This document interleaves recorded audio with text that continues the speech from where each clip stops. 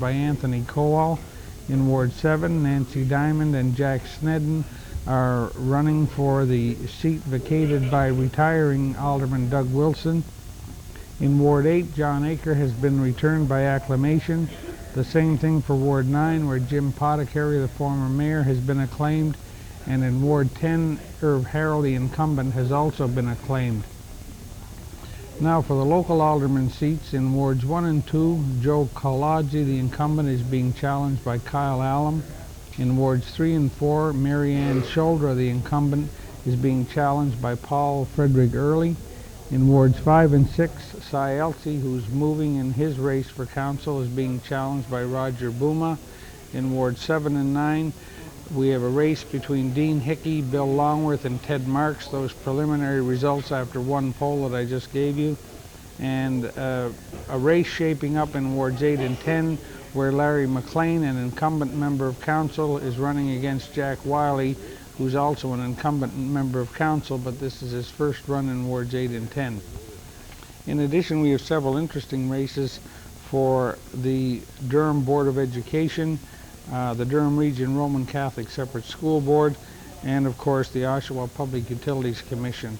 We will be giving you those results and showing the numbers to you as they are received from the City Hall computer system here, and as I say, we've now reached 8 minutes past 9, and we don't have many results to give you yet from Oshawa.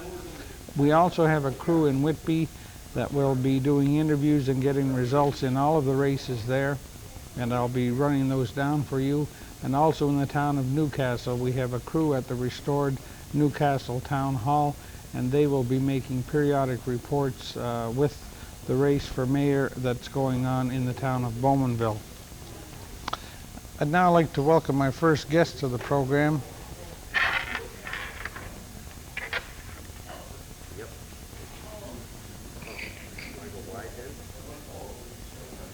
No, the other lapel, because he's going to be facing this way.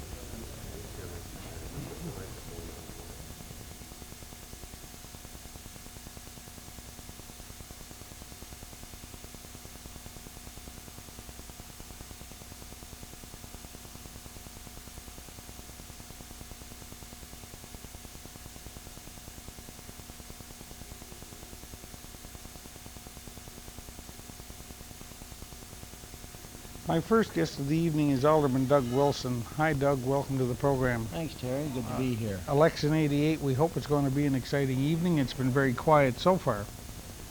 Well, it's going to be very quiet for me no matter what. I'm really looking forward to this. I felt that would be one of your first remarks. Well, Doug, you're stepping down after years of service to the city, and maybe you'd like to talk about that for a moment. Well, 12 years, Terry, is to my mind a long time. And I think a person's wise to maybe leave after 10 years at the most on council. I believe you get stale, or you get assumedly too knowing, or whatever it is. But it has been interesting. Right. And I know this is all something new to you, but we instituted something very interesting in Oshawa in the last 5-10 years, and that was the practice of resurfacing roads. I knew that would tickle your fancy. That's the first I've heard of it. Well, I'll explain it to you someday. Now, Doug, there is going to be a sort of a different look to council this time. As I mentioned in my introduction to the program, Ward 8 has returned John Aker, Ward 9 Jim Potticary, and Ward 10 Irv Harrell, so that part of it won't change.